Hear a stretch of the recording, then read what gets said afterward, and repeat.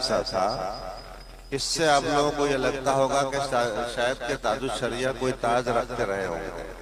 یہ جملہ جو ہے حضور تاج الشریعہ کا تاج ایسا تھا، ان کے پاس کوئی تاج نہیں تھا، ان کے پاس کوئی تاج نہیں تھا بلکہ ان کا لقب تھا، ٹائٹل۔ تو اس حساب سے کہا آپ باتیں مت بنائیے، بیٹھیے نا۔ زمانہ ناز کرے فخر کرے راج ایسا تھا، کوئی بدل نہیں سکتا مزاج ایسا تھا، جو حاسدین ہیں ان اس طرح کے جلسے جتنی جلدی بند ہو سکے اتنا زیادہ بہتر ہے، کیونکہ یہ جلسے جب تک ہوتے رہیں گے امت میں انتشار، اختلاف، نفرتیں، لڑائی جھگڑے یہ سب ہوتے رہیں گے۔ پہلے یہ باتیں اسٹیج سے الگ ہوا کرتی تھی، لیکن پچھلے چند سالوں سے آپ نے دیکھا کہ اسٹیج کو ہی اکھاڑا بنا رکھا ہے۔ تمام طرح کے اختلافات، نفرتیں اسٹیجوں سے عام ہونے لگی ہیں۔ ابھی تقریر کا سیزن شروع ہوا ہے، آپ دیکھنا پورا سال اس طرح کی ویڈیو آتی رہیں گی۔ اب میں آپ کو بتاتا ہوں کہ جلسے کیوں ختم ہو جانے چاہیے، کیوں بند ہو جانے چاہیے۔ دیکھیے، تقریر سے انسان موٹیویٹ ہوتا ہے، اس کے جذبات بیدار ہوتے ہیں۔ کسی شخص نے تقریر سنی نماز کے تعلق سے، نماز پڑھنے کے لیے کھڑا ہوا، اب اسے پتہ چلتا ہے کہ سورۃ الفاتحہ تو اسے یاد ہی نہیں ہے، صورتیں تو اسے یاد ہی نہیں ہے، نماز کا طریقہ تو معلوم ہی نہیں ہے۔ وہ اتنا مایوس ہوتا ہے کہ پھر اس کو بیدار کرنا بہت مشکل ہو جاتا ہے۔ کسی نے تقریر سنی کہ مقرر صاحب فرما رہے تھے کہ اپنی بچیوں کو دینی اور دنیاوی دونوں تعلیم حاصل کراؤ۔ اب وہ ایسا اسکول تلاش کرتا ہے کہ جہاں دینی اور دنیاوی دونوں طرح کی تعلیم ہو۔ آج کل زیادہ تر لوگ CBSE بورڈ میں اپنے بچوں کو پڑھانا پسند کرتے ہیں۔ اب وہ ایسا اسکول تلاش کرتا ہے جو CBSE بورڈ سے ہو اور دینی تعلیم بھی اس کے اندر ہو۔ دور دور تک اس کو ایسا اسکول نظر نہیں آتا ہے۔ تو ایسے مقام پر کیا کرے؟ آپ بتائیں کیا کرے؟ بہت کم لوگ ہوتے ہیں جو اس مقام پر آ کر یہ سوچ لیتے ہیں کہ چلو دنیا ملے یا نہ ملے لیکن ہمیں اپنے بچوں کی بچیوں کی آخرت سنوارنی ہے، اور وہ ان کو دینی تعلیم پڑھانے کا ہی فیصلہ کرتے ہیں۔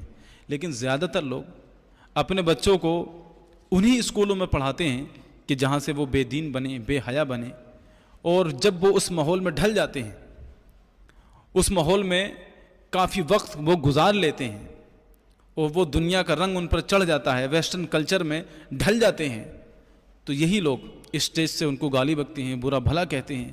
اللہ نے ان کے دلوں پر مہر لگا دی۔ اللہ نے ان کے دلوں پر مہر نہیں لگائی ہے، قوم کے ذمہ داروں نے ان کے دلوں پر مہر لگائی ہے، چاہے وہ سرمایہ دار ہوں یا پھر سیاسی لیڈر ہوں، مقررین ہوں، خطبہ ہوں، شعراء ہوں، کیونکہ قوم انہی کو رہبر سمجھتی ہے، انہی کی بات مانتی ہے، انہی کو عزت دیتی ہے، وقار دیتی ہے، احترام کرتی ہے، انہی کو سرپرست سمجھتی ہے اور انہی کی بات کو مانتی ہے۔ وہ جو علماء خدمت دین انجام دے رہے ہیں ان کی کون بات سنتا ہے؟ ان کے پاس کیا وسائل ہیں؟ وہ تو بیچارے کچھ کر ہی نہیں سکتے، لیکن یہ لوگ کر سکتے ہیں لیکن کرنا نہیں چاہتے۔ اسی طرح کوئی شخص تقریر سنتا ہے اور اس کا دل پگھلتا ہے، روتا ہے، اپنی زندگی بدلنے کا فیصلہ کر لیتا ہے۔ دوسرے دن اسے پتہ لگتا ہے کہ مقرر صاحب تو نذرانہ پھینک کر چلے گئے۔ کیوں پھینک دیا؟ 30,000 طے ہوئے تھے اور کمیٹی 25,000 کا انتظام کرا پائی، اس لیے وہ ناراض ہو کر نذرانہ پھینک کر چلے گئے۔ آپ سوچئے کہ جس شخص نے ان کی باتیں سن کر اپنی زندگی کا بدلنے کا فیصلہ کیا تھا، اس کے دل پر کیا گزرے گی، وہ کیا سوچے گا؟ اس طرح لوگ بھٹک رہے ہیں، اس طرح لوگ بھٹک رہے ہیں۔ تو ایسے جلسوں سے کیا فائدہ ہے؟ ایک جملہ مقرر چیخ چیخ کر کہتے ہیں اپنے بچوں کو دینی اور دنیاوی دونوں تعلیم حاصل کراؤ۔ کوئی کھڑا ہو کر پوچھ لے کہ آپ نے کتنے ایسے اسکول بنائے ہیں جہاں دونوں تعلیمیں ہوں؟ چلیے آپ نہیں بنا سکتے، آپ کے کہنے پر پبلک نے کتنے اسکول ایسے بنائے ہیں؟ تو کہ ہمارے کہنے سے تو پبلک بناتی نہیں ہے، ہمارا کہنا مانتی نہیں ہے، ہم تو کافی وقت سے کہہ رہے ہیں۔ تو جب آپ کا کہنا نہیں مانا جا رہا ہے، 10 سال سے آپ نذرانے لے کے تقریر کر رہے ہیں، تو آپ کو کیا ضرورت ہے؟ چھوڑ دیجئے، پھر تقریر کرنا چھوڑ دیجئے۔ تو کل ملا کے میرا کہنے کا مطلب یہ ہے، عوام سے خاص کر کے، کہ ان جلسوں سے اب کوئی فائدہ نہیں رہا ہے۔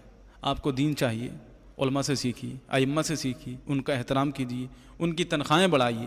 یہ جو جلسوں پر خرچ کیا جا رہا ہے، مقررین کے نذرانوں پر، خطبہ کے، شعراء کے، نعت خواں کے نذرانوں پر جو خرچ کیا جا رہا ہے، اس کو بچا کر اپنے علاقوں میں اسکول قائم کیجیے، CBSE بورڈ کی مانیتا لیجیے، وہاں دینی پڑھائی بھی ہوگی، دنیاوی پڑھائی بھی ہوگی، اس طرح کا ماحول ہوگا تو آپ کے بچے بچیاں بھٹکیں گے نہیں۔